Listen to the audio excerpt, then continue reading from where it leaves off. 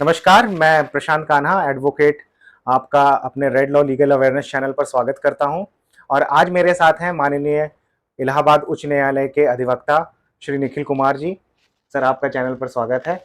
और आज के इस वीडियो में हम बात करेंगे मैट्रिमोनियल डिस्प्यूट्स जो होते हैं हस्बैंड और वाइफ के बीच में, उसके क्या क्या लीगल कॉन्सिक्वेंसेज हो सकते हैं, किस तरह के केसेस फाइल होते हैं और किस तरीके से आप उनको डिफेंड कर सकते हैं। तो चलिए शुरू करते हैं। तो सर, जैसे कि मैट्रिमोनियल डिस्प्यूट्स का देश में आजकल काफी अधिक बढ़ावा हो रहा है, काफी सारे केसेस मैट्रिमोनियल डिस्प्यूट के फाइल हो रहे हैं। तो पहले हम समझना चाहेंगे कि किस तरह के डिस्प्यूट आमतौर पर एक वाइफ हस्बैंड के खिलाफ या हस्बैंड वाइफ के खिलाफ फाइल करते हैं और ये डिस्प्यूट्स अराइज होते हैं। देखिए, सबसे पहले तो मैं आपको बताऊं कि मैट्रिमोनियल डिस्प्यूट होता क्या है। जी सर। तो हस्बैंड और वाइफ के बीच में शादी से मैट्रिमोनी से संबंधित जो डिस्प्यूट होते हैं वो मैट्रिमोनियल डिस्प्यूट कहलाते हैं। जैसे मान लीजिए डिमांड ऑफ डाउरी है, उसके लिए आप वाइफ को परेशान कर रहे हैं, या वाइफ आपकी चली गई है किसी वजह से तो आप उसको ले आना चाहते हैं, उसके लिए आप एप्लीकेशन देते हैं, या आपका बच्चा, वाइफ अकेले चली गई है, बच्चा वाइफ के साथ है, उसको आप ले आना चाहते हैं तो उसके लिए आप एप्लीकेशन देते हैं। तो ये सारे डिस्प्यूट्स एक तरह से लॉन्ग एंड शॉर्ट में मैट्रिमोनियल डिस्प्यूट के अंदर कवर होते हैं। आज की डेट में जो सबसे कॉमन डिस्प्यूट है क्रुएलिटी का, कि आप जो है वाइफ 498A आईपीसी के तहत या तो कंप्लेंट फाइल कर देती है या एफआईआर दर्ज करा देती है। तो ये सबसे कॉमन डिस्प्यूट है, जिसको आमतौर पर लोग कहते हैं 498A कर दिया है। जी जी। तो उसका मतलब होता है कि हस्बैंड या उसके फैमिली मेम्बर्स ने वाइफ के साथ क्रुएल्टी की है और उसने 498A का मुकदमा कर दिया है। या तो कंप्लेंट हो सकता है या एफआईआर दर्ज हो सकती है। अगर एफआईआर दर्ज होती है तो मामला मीडिएशन में भी जा सकता है। एफआईआर दर्ज होगी, सबसे पहले पुलिस अथॉरिटीज़ ही चाहेंगी कि उसको मीडिएशन के द्वारा सेटल कर दें। दूसरा जो केस है, सबसे कॉमन है, वो सेक्शन 406 आईपीसी के तहत किया जाता है। जब वाइफ ये कहती है कि मुझको पहने हुए कपड़ों में घर से निकाल दिया और मेरा सारा स्त्री धन रख लिया है, तो स्त्री धन लेने के लिए केस जो किया जाता है 406 आईपीसी में, वो केस क्रिमिनल कंप्लेंट या एफआईआर दर्ज होती है। तीसरा जो है, जब आपकी वाइफ अलग रहने लगी किसी वजह से, तो वो अगर कुछ करती नहीं है, कमाती नहीं है, तो वो मेंटेनेंस का केस सेक्शन 125 सीआरपीसी में दाखिल करती है। भरण पोषण भत्ता जिसको कहते हैं, कि भरण जी। पोषण के लिए दाखिल करती है।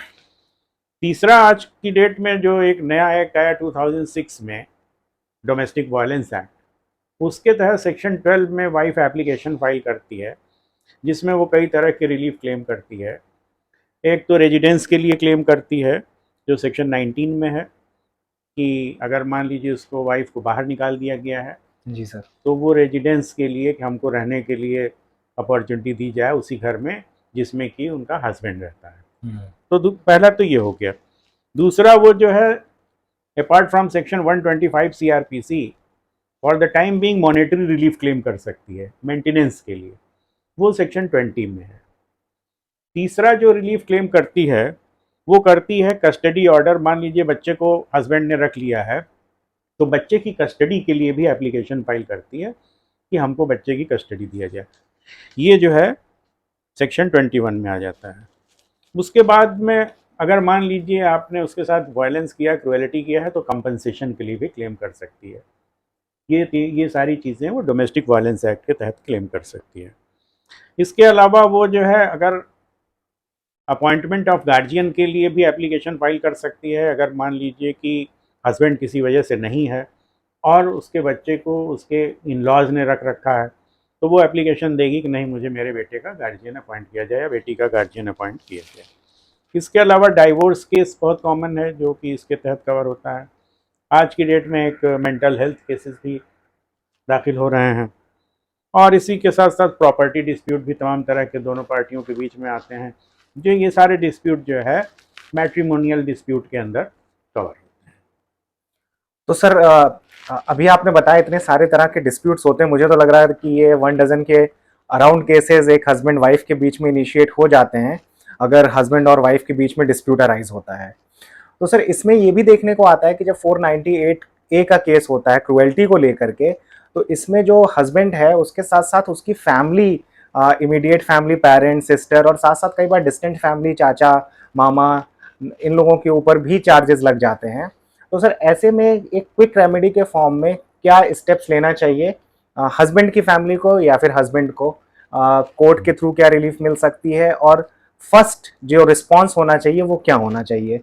हाँ देखिए, क्रुएल्टी के केसेस दो तरह से फाइल होते हैं। यह एक तो एफआईआर के फॉर्म में और दूसरा कंप्लेंट के फॉर्म में। तो कंप्लेंट डायरेक्ट मजिस्ट्रेट की कोर्ट में दाखिल की जाती है, एफआईआर पुलिस स्टेशन पर रजिस्टर की जाती है। तो अगर मान लीजिए एफआईआर रजिस्टर हो जाती है तो सबसे पहले आप हाई कोर्ट में उस एफआईआर को चैलेंज करते हैं, और एफआईआर में हाई कोर्ट ये देखती है कि जो डिफरेंट फैमिली मेंबर्स हैं हस्बैंड के, उनके खिलाफ क्या एलिगेशंस हैं। जी। उन एलिगेशंस के बेसिस पर हाई कोर्ट, सुप्रीम कोर्ट ने तमाम जजमेंट्स दे रखे हैं इस बाबत कि अगर कोई स्पेसिफिक एलिगेशन नहीं है फैमिली मेंबर्स पे तो उनके खिलाफ एफआईआर को क्वैश कर देना चाहिए। और दूसरा हाई कोर्ट ये भी करती है कि मामले को मीडिएशन को रिफ़र कर देती है। मीडिएशन सेंटर हाई कोर्ट बना हुआ है जहाँ पर हाई कोर्ट के द्वारा ही दो मीडिएटर उपलब्ध कराए जाते हैं, जो पहले दोनों पार्टीज़ को समझाते हैं कि देखिए इस लड़ाई से कोई लाभ नहीं है। जी। तो अगर मामला वहीं पे सेटल हो जाता है तो on the basis of compromise जो है एफआईआर क्वैश हो सकती है। दूसरा जो तरीका है वो कंप्लेंट का है। जी। कंप्लेंट केस अगर फाइल होता है तो उसके खिलाफ भी आप हाई कोर्ट में डायरेक्ट प्रोसीडिंग को चैलेंज करेंगे सेक्शन 482 सीआरपीसी में। यहाँ मैं एक चीज़ और बता दूं कि एफआईआर क्वैशिंग जो होती है वो article 226 of the constitution of India के तहत होती है, जबकि जो कंप्लेंट अगर फाइल हुई है तो उसके खिलाफ आप डायरेक्ट मजिस्ट्रेट के ऑर्डर को, पूरी प्रोसीडिंग को चैलेंज करेंगे और 482 सीआरपीसी के तहत एप्लीकेशन फाइल करेंगे, और उसमें पहले जो है कोर्ट नोटिस करेगी और स्टे कर देगी। उसके बाद जो है या मैटर को मीडिएशन को रिफ़र कर देगी। अगर मीडिएशन हो जाता है तो इस ग्राउंड पर प्रोसीडिंग क्वैश हो जाएगी, और अगर चार्जेस बहुत सीरियस नहीं है, normal wear and tear of the matrimonial life को लेकर के कंप्लेंट फाइल की गई है, तो उसमें भी हाई कोर्ट प्रोसीडिंग को क्वैश कर सकती है। जी। जी सर। तो क्वैशिंग का मतलब यहाँ पर दर्शकों को मैं बताना चाहूँगा कि जो चार्जेस लगाए गए हैं पर्टिकुलर फैमिली मेंबर के अगेंस्ट में या हस्बैंड के अगेंस्ट में, उसको हाई कोर्ट समाप्त कर सकती है अगर इस बात का एविडेंस मिलता है कि ये जो केस हुआ है एफआईआर के फॉर्म में या कंप्लेंट के फॉर्म में वो टोटली बोगस है, वेग है या फिर फॉल्स है। इसके लिए आपको अपना एविडेंस खुद ही प्रस्तुत करना होगा। जो भी आप बेस्ट एविडेंस दे सकते हैं वो आप अपने एडवोकेट की सलाह से एक्यूमुलेट करके और हाईकोर्ट, माननीय उच्च न्यायालय के समक्ष प्रस्तुत कर सकते हैं। सर इसमें एक चीज और आती है, कई बार एडवोकेट्स ये भी रिकमेंड करते हैं कि क्वेश्चन की जगह आप पहले एंटीसिपेटरी बेल करा लीजिए। हाँ। तो एंटीसिपेटरी बेल यहाँ पे कराने के फायदे और नुकसान क्या हो सकते हैं सर, और क्या एंटीसिपेटरी बेल कराने के बाद फिर हाईकोर्ट में एफआईआर को समाप्त यानी कि क्वेश्चन कराने की प्रक्रिया को आगे बढ़ाया जा सकता है? बिल्कुल सही। देखिए, अगर जो ऑफेंस, जो चार्ज लगाए गए हैं उसके आधार पर जो ऑफेंस बनता है वो 7 वर्ष से कम के दंड से दंडनीय है। तो माननीय सर्वोच्च न्यायालय ने अभी एक एस के अंटिल के जजमेंट में ये कहा है कि अगर 7 वर्ष से कम दंड से दंडनीय है तो ऐसी स्थिति में ज़मानत दे देनी चाहिए। ऐसे व्यक्ति को जेल में रखने का कोई पर्पज नहीं है, और उसे सेक्शन 41A की नोटिस देने के बाद आगे की प्रोसीडिंग करनी चाहिए। तो अगर मान लीजिए चार्जेस बहुत सीरियस हैं लेकिन 7 वर्ष के दंड से कम दंड से दंडनीय है, तो ऐसी स्थिति में एंटीसिपेटरी बेल फाइल करना एक उचित तरीका होता है। लेकिन एंटीसिपेटरी बेल फाइल करने के लिए पहले आपको सत्र न्यायालय में जाना पड़ेगा। जी। सत्र न्यायालय में एप्लीकेशन देना पड़ेगा सेशंस जज के यहाँ। जब वहाँ से आपकी एंटीसिपेटरी बेल रिजेक्ट हो जाएगी तब आप उसके खिलाफ हाई कोर्ट में एंटीसिपेटरी बेल एप्लीकेशन फाइल करेंगे, और हाई कोर्ट आपको anticipatory bail application on the basis of merit of the case grant करेगी या रिफ्यूज़ करेगी। एंटीसिपेटरी बेल अगर आपको ग्रांट हो गई तब भी आपको केस पूरा लड़ना पड़ेगा। इन्वेस्टिगेटिंग ऑफिसर के पास ऑप्शन है कि वो चार्जशीट सबमिट कर देगा, तो आपको या तो आप चार्जशीट के बाद फिर प्रोसीडिंग को चैलेंज करिए 482 सीआरपीसी के माध्यम से, या ट्रायल फेस करिए। लेकिन अगर आपने आर्टिकल 226 कॉन्स्टिट्यूशन ऑफ इंडिया के तहत एफआईआर को चैलेंज किया और एफआईआर अगर आपकी क्वैश हो गई तो उस स्थिति में फिर आपको केस लड़ने की ज़रूरत नहीं होगी। तमाम तरह की जो मेंटल एगोनी है उससे आप बच जी जाएंगे। Sir, ji sir.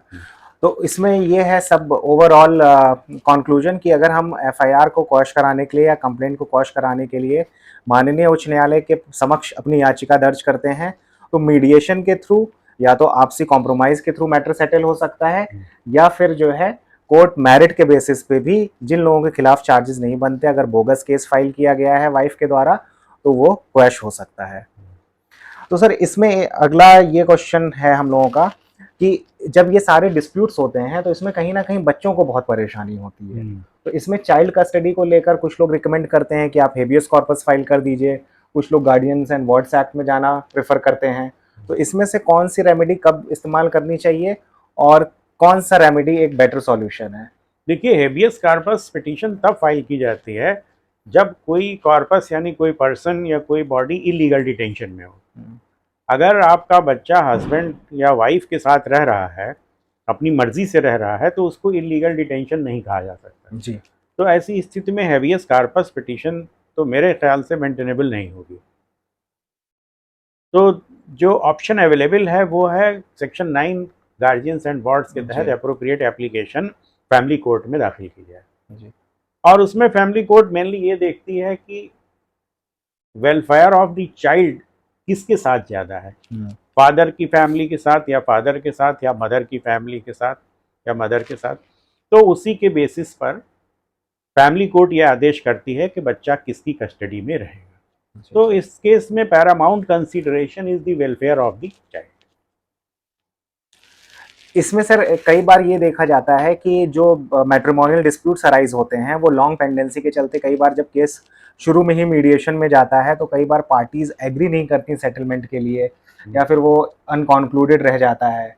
Over a period of time जो है डिवोर्स पिटीशन या फिर ये 498 केसेस जैसे कि अगर चार्जशीट लग गई तो प्रोलॉन्ग रहते हैं, और ये सोशल फैब्रिक के साथ साथ जो हस्बैंड वाइफ है इनकी लाइफ को बहुत डिस्टर्ब कर देते हैं। तो अक्सर ये क्वेश्चन आता है कि क्या उस बीच में हस्बैंड या वाइफ सेकेंड मैरिज या फिर लिव इन रिलेशनशिप में, क्योंकि कहीं ना कहीं एक रिलेशनशिप उनका डिस्ट्रॉय हुआ है, तो वो दूसरा रिलेशनशिप शुरू कर सकते हैं कि नहीं? नहीं, दूसरा रिलेशनशिप जहाँ तक सेकेंड मैरिज का सवाल है तो वो तो कानून द्वारा प्रतिबंधित है। जी। अगर एक वैलिड मैरिज के रहते हुए हस्बैंड या वाइफ दूसरी शादी कर लेते हैं तो वो सेक्शन 494 आईपीसी के तहत एक दंडनीय अपराध है, और उसके लिए वाइफ या हस्बैंड मजिस्ट्रेट के न्यायालय में कंप्लेंट दाखिल करेंगे जिस पर दूसरी पार्टी समन होगी, उसको ट्रायल फेस करना पड़ेगा और उसको सजा हो सकती है। तो इसलिए शादी तो नहीं कर सकते हैं। दूसरा ऑप्शन है लिव इन रिलेशनशिप का। तो लिव इन रिलेशनशिप पर अभी तक कानून द्वारा, जहाँ तक मुझे जानकारी है, कोई प्रतिबंध नहीं लगाया गया है। तो ऐसी स्थिति में लिव इन रिलेशनशिप में रह सकते हैं। जी सर। तो अब अगला सवाल सर ये आता है कि अगर ये इनिशिएट हो गए हैं केसेस 498 ए के डोमेस्टिक वायलेंस एक्ट के, तो इसमें क्या किस स्टेज पर डिवोर्स पिटीशन फाइल की जा सकती है और उसमें इंटरिम मेजर में क्या मिलता है? और अगर कोई जो जिसके खिलाफ केस फाइल किया, अगर वाइफ ने हस्बैंड के अगेंस्ट में किया है या हस्बैंड ने वाइफ के अगेंस्ट में किया है, अगर दूसरी पार्टी अपीयर नहीं होती है या वो डिवोर्स देने के लिए रेडी नहीं होती, तो ऐसे में क्या लीगल प्रक्रिया अपनाई जाती है और क्या सॉल्यूशंस हैं? देखिए, जिस समय डाइवोर्स पिटीशन फाइल होती है तो अब सुप्रीम कोर्ट ने कहा है कि मैट्रिमोनियल डिस्प्यूट में हर स्टेज पर मीडिएशन का प्रयास किया जाएगा। जी। ये प्रयास किया जाएगा क्योंकि फैमिली एक इंस्टीट्यूशन है, तो फैमिली इंस्टीट्यूशन ब्रेक ना हो इसलिए हर स्टेज पर मीडिएशन का प्रयास करके पार्टीज़ को समझाया जाएगा और ये कहा जाएगा कि इसको ब्रेक करने से कोई लाभ नहीं है। जी। तो डाइवोर्स के स्टेज पर भी एक अटेम्प्ट करना पड़ता है मीडिएशन के लिए, अवश्य ही करना चाहिए कि पार्टीज़ कभी कभी बहुत ट्रिवियल डिस्प्यूट पर ही मामला इतना आगे बढ़ जाता है कि डाइवोर्स की स्टेज तक पहुंच जाती है। जी। तो divorce is the last resort. Divorce petition तो तभी फाइल करनी चाहिए जब ये तय हो जाए कि अब पक्षों के बीच कोई समझौता नहीं हो सकता है और दोनों पक्ष एक साथ रहने के लिए किसी भी स्थिति में तैयार नहीं है। तो अगर ये दोनों पक्षों के बीच में जो आपसी रिलेशनशिप है ये किसी समाधान के परे चला जाता है, तभी ये चीज़ का स्टेप लेना चाहिए। अदरवाइज पूरी कोशिश सिस्टम की, कोर्ट्स की यही है कि मीडिएशन के थ्रू किसी भी तरीके से मैरिज के इंस्टीट्यूशन को बचाया जा सके। एक सवाल सर इसमें ये आता है, आपने अभी सेक्शन 19 के जिक्र किया था। अब बहुत सारे केसेस हो रहे हैं जहाँ पर कि 498 ए का केस होने के बाद भी जो वाइफ्स होती हैं वो प्रेफर करती हैं या फिर ये अपने राइट को एनफोर्स करती हैं कि वो मैट्रिमोनियल होम में ही रहें। और तो इसके ऊपर सर अभी क्या कोर्ट का ऑर्डर चल रहा है, मतलब उनके पास ये राइट है रहने का या कोर्ट से उनको ये एनफोर्स कराना पड़ता है? नहीं नहीं, बिल्कुल उनको राइट है। डोमेस्टिक वायलेंस एक्ट के तहत स्पेसिफिक दिया हुआ है कि वो अपने मैट्रिमोनियल होम में, जब तक कि उनका डाइवोर्स पिटीशन फाइनली डिसाइड नहीं हो जाती है, तब तक वो मैट्रिमोनियल होम में रह सकती हैं। और इसके लिए मजिस्ट्रेट कॉम्पिटेंट है ऑर्डर पास करने के लिए। Magistrate will pass order in this regard and wife will be entitled to reside in the house of her husband or in-laws. तो सर कई बार ये भी देखने को आता है इस तरह का ऑर्डर होने के बाद भी वाइफ को उनके मदर इन लॉ या फिर फादर इन लॉ या फिर जो इन लॉज फैमिली वो उनको नहीं रहने देती, तो इसको कोर्ट किस तरीके से एग्जीक्यूट कराती है इस ऑर्डर को? कोर्ट में फिर आपको एक एग्जीक्यूशन एप्लीकेशन फाइल करना पड़ेगा और कोर्ट जो है पुलिस को डायरेक्ट करेगी कि इनको ले जा करके जो हस्बैंड का रेजिडेंस है उसमें इनको एक रूम दिलाएं, एक कमरा दिलाएं, जितना भी एक commensurate to the status of the family होना चाहिए, commensurate to the status of the parties होना चाहिए, और वो उनको ले जा करके एग्जीक्यूट कराएगी police on the basis of और डायरेक्शन ऑफ द मैजिस्ट्रेट। जी, तो सर इसमें क्या कोई सजा का भी प्राविधान हो सकता है अगर इन लॉज उस ऑर्डर को ना माने पुलिस के जाने के बाद भी, या फिर किसी भी तरीके से इस ऑर्डर को वायलेट करने का प्रयास करें तो? वायलेट करने का अगर प्रयास करते हैं तो फिर कंपनसेशन का प्राविधान है। फिर वाइफ को कंपनसेशन मजिस्ट्रेट की कोर्ट दिलाएगी संबंधित पक्ष से, और वो कंपनसेशन प्राप्त करने के अधिकारी होगी। अगला सर क्वेश्चन ये आता है कि जब ये सारी प्रोसीडिंग शुरू हो जाती है तो अगर वाइफ फैमिली से बाहर रह रही है या किसी भी तरीके से बच्चे के साथ है, तो ज़रूर उसको अपने पालन पोषण और बच्चे के पालन पोषण के लिए मेंटेनेंस अमाउंट चाहिए होगा। तो ये किन सेक्शंस में ले सकती हैं, उनका कितने हक बनता है लेने का हस्बैंड की सैलरी से, उनको क्या एविडेंस देने चाहिए इस चीज़ को प्रूव करने के लिए कि हस्बैंड की क्या सैलरी है, और आम तौर पर ये कितने दिन में कोर्ट की तरफ से ग्रांट हो सकता है मेंटेनेंस?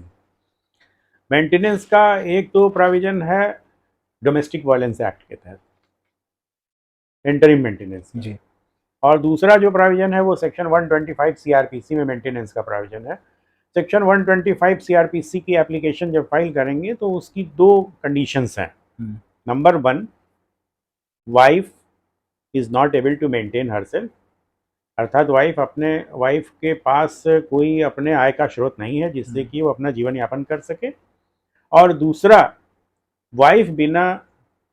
वाइफ युक्त कारण से, अर्थात किसी विशेष कारण से अपने पति से अलग रह रही है। अगर वो बिना किसी कारण के ही अपने पति से अलग रह रही है और उसका रीजनेबल एक्सप्लेनेशन नहीं दे पाती है, तो उस स्थिति में सेक्शन 125 सीआरपीसी की एप्लीकेशन रिजेक्ट हो सकती है। दूसरा जो पॉइंट आता है कि कितना मेंटेनेंस, क्वांटम ऑफ मेंटेनेंस क्या होना चाहिए, तो जहाँ तक क्वांटम ऑफ मेंटेनेंस का सवाल है, तो क्वांटम ऑफ मेंटेनेंस हस्बैंड के इनकम पर डिपेंड करता है। दैट मीन्स कि जितनी हस्बैंड की इनकम है, at least 1/3 of that income should be granted as maintenance. क्योंकि सुप्रीम कोर्ट ने कई जजमेंट्स में ये कहा है, लेटेस्ट जजमेंट इस दिशा में रजनीश वर्सेस नेहा का है, जिसमें ये कहा है कि commensurate to the status of the husband ही वाइफ का भी स्टेटस होना चाहिए। अगर मान लीजिए कि हस्बैंड 1 लाख रुपए कमाता है तो फिर मेंटेनेंस 30,000 रुपया वाइफ को मिलना चाहिए मिनिमम जी। अगर 10,000 कमाता है तो 3,000 रुपया मिलना चाहिए। तो सर इसी में कई बार ये भी आता है क्वेश्चन कि हस्बैंड्स इस बात से राजी नहीं होते और कहते हैं कि वाइफ भी कमाती हैं। अब लेटेस्ट से वो 1 लाख कमा रहे हैं और हस्बैंड 1 लाख कमा रहा है और वाइफ 15,000 ही कमा रही है, तो फिर वो 15,000 के लिए जो है मेंटेनेंस के लिए वो in that case she can claim maintenance for the remaining amount.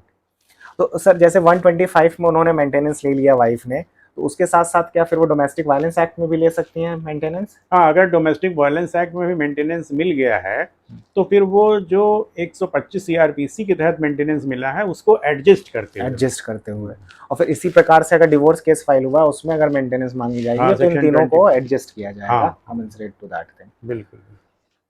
अगर इसमें कोई हस्बैंड इसको चैलेंज करना चाहता है इस मेंटेनेंस अमाउंट को, तो क्या वो अपील में जाके चैलेंज कर सकता है, और अगर करता है तो उसको रिलीफ मिलने के क्या चांस है और क्या ग्राउंड्स हो सकते हैं उसके इस चीज़ को चैलेंज करने के लिए? सेक्शन 125 में जो मेंटेनेंस ग्रांट होता है, इंटरिम मेंटेनेंस या फाइनल मेंटेनेंस, उसके खिलाफ हाई कोर्ट में रिवीजन का प्रोविजन है। जी। वो ऑर्डर जो है हाई कोर्ट में चैलेंज होगा बाय वे ऑफ रिवीजन, क्योंकि अब जो है फैमिली कोर्ट्स ही मैट्रिमोनियल डिस्प्यूट्स को देख रही हैं। तो फैमिली कोर्ट के जो जजेस होते हैं उनका रैंक डिस्ट्रिक्ट जज के स्तर का होता है। तो ऐसी स्थिति में उनके ऑर्डर के खिलाफ या तो अपील होगी या रिवीजन होगी। जी। तो मेंटेनेंस के केस में रिवीजन दाखिल होता है, और रिवीजन में दो तीन चीज़ें मेनली जो है ग्राउंड्स लिए जाते हैं। पहला ग्राउंड तो ये लिया जाता है जो क्वांटम ऑफ मेंटेनेंस है वो हायर साइड पे है, एक्सेसिव है। दूसरा ग्राउंड ये लिया जाता है कि wife is residing separately without just and reasonable cause. तो इन दो ग्राउंड्स को कंसीडर करती है हाई कोर्ट, और अगर ये पाती है कि हाँ मेंटेनेंस का अमाउंट ज़्यादा है या वाइफ भी इनकम अर्न कर रही थी जिसको उसने कंसील किया या नहीं बताया, तो ऐसी स्थिति में जो अमाउंट ऑफ मेंटेनेंस है that can be reduced by the high court, और द मेंटेनेंस ऑर्डर में also be set aside by the high court. दोनों स्थिति हो सकती है। जी सर। एक सर अगला जो इशू अराइज होता है कि जब ये 498 वगैरह के केसेस चलते हैं, ऐसे में क्या husband restitution of conjugal rights का केस कर सकता है, और अगर करता है तो क्या उसको उसका बेनिफिट मिल सकता है जो वाइफ के द्वारा प्रोसीडिंग्स उसके अगेंस्ट में चार्ज की गई हैं? बिल्कुल, रेस्टिट्यूशन ऑफ कॉन्जुगल राइट्स का provision section 9 Hindu marriage act में दिया हुआ है। तो हस्बैंड या वाइफ के पास ये रेमेडी हमेशा उपलब्ध रहती है, और इसका लाभ ये मिलता है कि पार्टी ये दिखा सकती है कि मैं तो बोनाफाइड हूँ, मैं ये चाहता हूँ कि मेरी वाइफ या मेरे हस्बैंड साथ साथ रहें, और हम किसी तरह का डिस्प्यूट नहीं चाहते। जी। तो आजकल सर ये देखा गया है कि रेस्टिट्यूशन ऑफ कॉन्जुगल राइट्स की एप्लीकेशंस बहुत कम डलती हैं डिवोर्स, मतलब ये जब हस्बैंड वाइफ के डिस्प्यूट्स को देखा जाता है तो उसमें ये कहीं ना कहीं मिसिंग रहता है। हाँ, आज के परिप्रेक्ष्य में हमने जो देखा कि ज़्यादातर दोनों पक्ष एक दूसरे से लड़ने के लिए तैयार रहते हैं। तो ऐसी स्थिति में कोई भी पक्ष ये नहीं चाहता है कि मामले को फिर से सेटल कर लिया जाए। जब तक कि या तो पुलिस अथॉरिटीज़ मीडिएशन करती हैं उससे सेटल होता है, या डिस्ट्रिक्ट कोर्ट में मीडिएशन सेंटर बने हुए हैं वहाँ सेटल होता है। नेक्स्ट स्टेज है हाई कोर्ट, वहाँ भी मीडिएशन सेंटर बना हुआ है। तीसरी स्टेज हो गई सुप्रीम कोर्ट, जी। वहाँ भी मीडिएशन सेंटर बना हुआ है। तो कई लेवल पर मीडिएशन के प्रयास किए जाते हैं, तो नॉर्मली मीडिएशन से मामला सेटल हो जाता है। और ये भी देखने को आता है कि हस्बैंड अपने लोकेशन पे केसेस फाइल करने की कोशिश करते हैं, मदर इन लॉ को के साथ जो है अलग अलग क्रुएल्टी और इन सब का केसेस 323 326 ये सब जो छोटे मोटे 504 सेक्शन है, या चोरी का भी इल्ज़ाम लगा देते हैं हस्बैंड्स अपनी वाइफ के अगेंस्ट में कि वो खुद ही भाग गई और उसने हमारे घर से ये चुराया और मदर से ज़बरदस्ती चाबी छीन के और घर में रखे। तो सर इसका क्या असर आता है इन केसेस पे? इस पे क्या कभी भी एक इंडिपेंडेंट जांच या कभी कोई सजा इन सब वाइफ के अगेंस्ट में कुछ हो पाता है? नहीं, देखिए नॉर्मली इस तरह के केसेस बोगस होते हैं। हमारा जो एक्सपीरियंस है अपना कि नॉर्मली इस तरह के केसेस झूठे होते हैं। जो इस तरह का आरोप लगाए जाते हैं कि वाइफ चुरा के लेके चली गई या भाग गई, ये सब झूठे होते हैं। इसलिए हाई कोर्ट भी इन तरह के केसेस को संज्ञान में लेती है और तुरंत इसमें स्थगन आदेश पारित करती है। मतलब और जो हस्बैंड है अगर इन्होंने केस किया हुआ है इस तरह के आरोपों के साथ, तो उसमें वाइफ को स्टे ऑर्डर मिलने के चांसेस काफी अधिक होते अधिक हैं। होते हैं, बिल्कुल। एक सर अगला प्रोविजन है maintenance of parents and senior citizen act. इसमें प्रोविजन है एविक्शन का कि अगर हस्बैंड उनका सन या डॉटर इन लॉ ये लोग उनकी केयर नहीं कर रहे हैं सीनियर सिटीजन का, तो उसमें एविक्शन की प्रोसीडिंग शुरू कर देते, मतलब एप्लीकेशन लगाते हैं डीएम के अगेंस्ट में जो सीनियर सिटीजन ट्राइब्यूनल है। हाँ, तो ये प्रोविजन क्या सीनियर सिटीजन अगर mother in law husband in law है उनको हेल्प कर सकता है? बिल्कुल बिल्कुल, ये हेल्प कर रहा है आज की डेट में। और अब जो एप्लीकेशन फाइल होती है वो डिस्ट्रिक्ट मजिस्ट्रेट के यहाँ डायरेक्ट ना होकर के पावर डेलीगेट हो गई है डिप्टी कलेक्टर को। तो संबंधित क्षेत्र के उत्तर प्रदेश में डिप्टी कलेक्टर के डिप्टी पास। कलेक्टर के सामने दाखिल होती है, और उसमें वो इविक्शन का ऑर्डर पास करते हैं। और ये भी फोर्स करते हैं कि अगर सीनियर सिटीजन हैं उनके पास अपना सोर्स ऑफ इनकम नहीं है तो उनका बेटा या बेटी उनको मेंटेन करेगा। जी। क्योंकि अक्सर ये देखने को मिलता है कि सिर्फ हस्बैंड के अगेंस्ट में चार्जेस ना लगा करके मदर इन लॉ और फादर इन लॉ के अगेंस्ट में भी चार्जेस लगाए जाते हैं, और इनफैक्ट कई सारे केसेस में तो देवर और नंद के अगेंस्ट में, इनफैक्ट देवर के अगेंस्ट में सेक्सुअल हरासमेंट तक के चार्जेस लगा दिए जाते हैं। हाँ, नॉर्मली देखिए जो हमारा फैमिली का स्ट्रक्चर है आज का सोसाइटी का, तो इस तरह के चार्जेस लगाए जाते हैं, लेकिन जिसमें सत्यता बहुत कम होती है। ज़्यादातर आरोपों में इन्वेस्टिगेशन के बाद ये पाया जाता है कि ये एकाएक आवेश में आकर के इस तरह के आरोप लगाए गए हैं, और इन्वेस्टिगेशन के बाद इस तरह के चार्ज, अगर एफआईआर दर्ज हुई है और इन्वेस्टिगेशन हुआ है, तो इन्वेस्टिगेशन के बाद ये पाया जाता है कि आरोप झूठे पाए गए, तो इन सेक्शंस में जो एलिगेशंस जो ऑफेंस कॉन्स्टिट्यूट करते हैं, उन सेक्शंस में नॉर्मली फाइनल रिपोर्ट फाइल हो जाती है जी। और इसी तरह से एक और मैं बताऊं कि आजकल जैसे हस्बैंड वाइफ, कभी कभी ये होता है कि हस्बैंड पुणे में सर्विस कर रहा है और वाइफ नोएडा में सर्विस कर रही है, या उसके इन लॉज नोएडा में रहते हैं, तो अक्सर कंप्लेंट नोएडा में फाइल कर दी जाती है। जी। तो इस मामले का भी संज्ञान लेते हुए सीआरपीसी के सेक्शन 202 में एक अमेंडमेंट किया गया कि if the accused persons are residing beyond the territorial jurisdiction of the magistrate, then magistrate shall conduct an inquiry under section 202 CRPC. And that inquiry should not be a formal inquiry. That inquiry should be either by the magistrate himself or by the police. इसलिए कि इस तरह का amendment इसलिए किया गया कि ताकि जो बहुत दूर लोग रहते हैं उनको हरास ना किया उनको अनावश्यक रूप से परेशानी में न डाला जाए। तो सर जैसे कई बार ये पता चलता है कि वाइफ ने या हस्बैंड ने मेरे अगेंस्ट में केस डाल दिया है मजिस्ट्रेट के सामने, और अभी उस पर कंप्लेंट दर्ज नहीं, उस पर अभी कॉग्निजेंस नहीं लिया है मजिस्ट्रेट ने, हमें नहीं बुलाया है, तो क्या ऐसी स्टेज में इंटरवेंशन किया जा सकता है? मतलब बिफोर प्री समनिंग स्टेज में इंटरवेंशन कर सकते हैं हम किसी भी तरीके से? नहीं, बिफोर प्री समनिंग जब तक कि मजिस्ट्रेट ने कॉग्निजेंस नहीं लिया है, अगर कंप्लेंट फाइल हुई है तो कंप्लेंट में 200 एंड 202 के स्टेटमेंट रिकॉर्ड होने के बाद मजिस्ट्रेट दो डायरेक्शन में प्रोसीड कर सकता है। या तो वो 203 सीआरपीसी में कंप्लेंट को रिजेक्ट कर देगा, या 204 में समन इशू करेगा।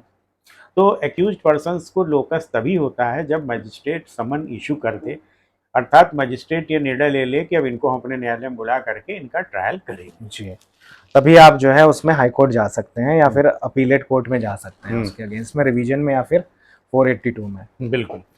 एक चीज सर अक्सर आती है पूछने में कि हस्बैंड की साइड के अगेंस्ट में अगर चार्जेस लगते हैं तो उसका डिफेंड क्या होना चाहिए, डिफेंस में आप क्या कर सकते हैं, या फिर अगर आपको पता है कि आपकी वाइफ या हस्बैंड आपको बहुत परेशान करते हैं, उनकी फैमिली परेशान करती है, या ऐसा लगता है कि वाइफ कल केस कर सकती हैं, तो ऐसे में डिफेंसेस क्या लिए जा सकते हैं? एक आम तौर पर जो हम लोगों ने अक्सर न्यूज़पेपर में देखा है कि एक छोटा सा नोटिस आता है कि मैं फला फला व्यक्ति अपने बेटे फला फला को अपने प्रॉपर्टी से या अपने फैमिली से बेदखल करता हूँ, अब वो ना मेरा बेटा है और ना ही उसका कोई हक मेरी प्रॉपर्टी पर है, फिर इसको एज अ डिफेंस पेश किया जाता है। तो ये कहाँ तक ये काम आता है, क्योंकि केसेस क्रिमिनल नेचर के होते हैं और अक्सर लोग इसको फॉलो करके अखबारों में, प्रतिदिन के अखबारों में ही एक ऐसा नोटिस मिलता है, तो ये क्या सच में कारगर है या फिर ये एक जो है फॉल्स डिफेंस है, या फिर नहीं, इस तरह का सूडो डिफेंस? क्रिमिनल केस में इस तरह के डिफेंस किसी काम के नहीं है। अगर हस्बैंड उसी घर में रहता है जिसमें उसके पेरेंट्स रहते हैं, और अगर वो वाइफ को किसी तरह से भी टॉर्चर करते हैं, प्रताड़ित करते हैं, तो उस स्थिति में वो सबके खिलाफ कंप्लेंट फाइल कर सकती है। और इस तरह का बोगस डिफेंस कि मैंने अपने हस्बैंड को अपनी प्रॉपर्टी से बेदखल अपने बच्चे को अपने बेटे को प्रॉपर्टी से बेदखल कर दिया है, तो इस तरह का डिफेंस कोई काम में आने वाला नहीं है। तो यानी जितने भी लोग इस तरह का डिफेंस लेने का या तैयार करने की कोशिश करते हैं कि न्यूज़पेपर में पब्लिकेशन कराएं, तो वो एक जो है आपका किसी भी काम नहीं आने वाला है इस तरह का कोई भी नोटिस। अक्सर ये हम लोग न्यूज़पेपर में देखते हैं, इसीलिए मैंने इस इशू को जो है रेज किया। वैसे सर आमतौर पर अगर मतलब वाइफ के और हस्बैंड के फैमिली के बीच में आए दिन, क्योंकि एक दिन में तो केस नहीं होता, अगर आए दिन मतलब डिस्प्यूट्स अराइज हो रहे हैं और कहीं ना कहीं ये डिस्प्यूट्स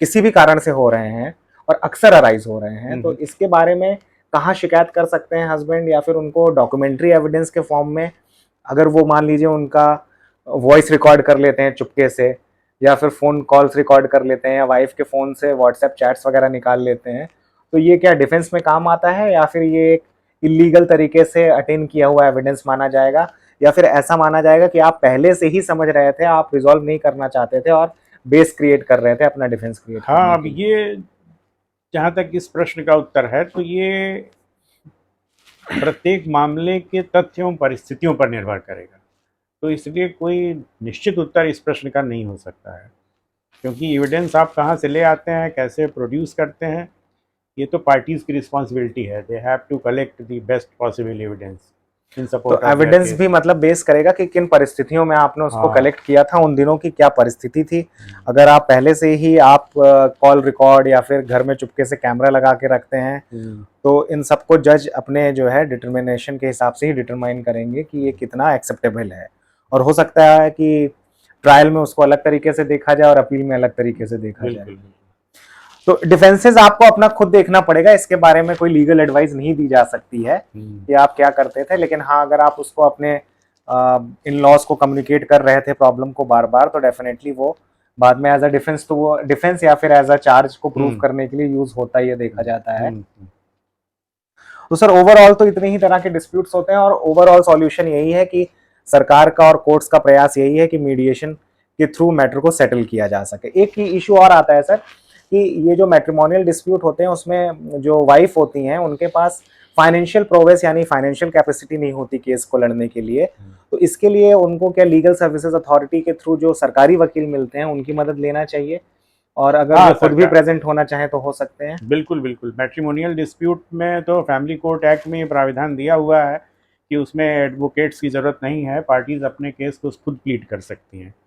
जहाँ तक लीगल सर्विसेज अथॉरिटी से काउंसिल लेने की बात है, तो अगर कोई पार्टी अपने केस को खुद प्लीड नहीं कर सकती है और जो एडवोकेट हैं उनकी फ़ीस को नहीं पे कर सकती है, तो वो जो है सरकारी वकील ले सकती है। जी सर। तो इसमें जैसे एक इशू आता है कि सर वकील को ये पता होता है कि किस एप्लीकेशन पे कितना कोर्ट फीस लगेगी, एफिडेविट क्या होगा। तो अगर वाइफ खुद ही केस लड़ना चाहती हैं या हस्बैंड खुद केस लड़ना चाहते हैं तो क्या वो इस फीस से या कोर्ट फीस या जो टिकट्स वगैरह होते हैं इससे कुछ एग्जेम्पशन मिलता है या उनको वो प्रोसीजर फॉलो ही करना पड़ेगा? नहीं, प्रोसीजर तो फॉलो ही करना पड़ेगा और एग्जेम्पशन नहीं मिलेगा, क्योंकि जो कोर्ट फीस है वो तो कोर्ट में मुकदमा दाखिल करने की फीस है, ना कि एडवोकेट की फीस है। मतलब कोर्ट फीस से मेरा मतलब है टिकट, क्रिमिनल केस में तो टिकट्स वगैरह लगते हैं, एफिडेविट पे जो टिकट्स वगैरह लगते हैं, हाँ वो तो देना ही पड़ेगा जी। इसमें एक चीज और है, जैसे जब ये डिस्प्यूट्स क्या होता है, जैसे उत्तर प्रदेश ही इतना बड़ा स्टेट है, महाराष्ट्र इतना बड़ा स्टेट है और हस्बैंड डिस्टेंट लोकेशन पे फाइल कर देते हैं केसेस को, वाइफ को जाने में दिक्कत है, तो क्या कुछ ऐसा भी सॉल्यूशन है सर कि सारे केस एक ही जगह मर्ज हो जाएं और एक ही कोर्ट में चलें, एक ही डिस्ट्रिक्ट में? क्या उसको हस्बैंड करा सकता है या फिर ये वाइफ को ही इसका ज्यादा लाभ मिलता है? नहीं, हस्बैंड वाइफ दोनों को इक्वल राइट है। अगर दो अलग अलग स्टेट्स में केस फाइल हुए हैं तो 406 CRPC के तहत एक स्टेट से दूसरे स्टेट में केस ट्रांसफर हो सकता है। सुप्रीम कोर्ट के लिए सुप्रीम कोर्ट आदेश पारित करेगी। और अगर एक ही स्टेट में दो डिफरेंट डिस्ट्रिक्ट्स में केस फाइल हुए हैं तो 407 CRPC के तहत एप्लीकेशन फाइल करेंगे हाई कोर्ट के समक्ष, और हाई कोर्ट दोनों पार्टीज की कन्वीनियंस को देखते हुए केस को ट्रांसफर कर देगी। तो सर क्या ऐसा भी हो सकता है कि हाई कोर्ट मीडिएशन करके जितने भी तरह के केस हैं सबको क्वैश कर सकती है? बिल्कुल बिल्कुल। हाई कोर्ट मीडिएशन के लिए जब पार्टीज को भेजती है और जब सेटलमेंट हो जाता है तो जो सेटलमेंट एग्रीमेंट बनता है मीडिएशन सेंटर के द्वारा, उसमें ये कंडीशन रहती है कि हम इन शर्तों पर आपस में समझौता कर रहे हैं और ये केस जो चैलेंज हुआ है हाई कोर्ट के सामने उसको हाई कोर्ट स्वयं क्वैश कर देगी और बाकी केसेस को दोनों पार्टीज विड्रॉ कर लेंगी। तो ये सारे केसेस फिर आपके पास सॉल्यूशन है कि अगर डिस्प्यूट बहुत बढ़ गया है तो आप आखिरी में भी जब मतलब आपको ऐसा लगे अब कोई सॉल्यूशन नहीं निकल रहा है, कितने सारे केसेस हो चुके हैं, तो आप हाई कोर्ट के समक्ष प्रस्तुत होकर के इंडिविजुअली या फिर जॉइंट एप्लीकेशन के थ्रू भी जो है मीडिएशन के लिए मैटर को रेफर करा के और इसमें एक सॉल्यूशन ला सकते हैं। क्योंकि ये जो मैट्रिमोनियल डिस्प्यूट्स होते हैं, जैसा कि शुरू में ही सर ने बताया कि ये अराउंड 1 डज़न केसेस के फॉर्म में आपके सामने आ सकते हैं, जिसमें आपकी फैमिली लाइफ, बच्चों की लाइफ और एक सोशल डिस्ट्रेस या सोशल फैब्रिक दोनों ही डिस्टर्ब होते हैं। तो इनको सॉल्यूशन के लिए mediation would be the best solution.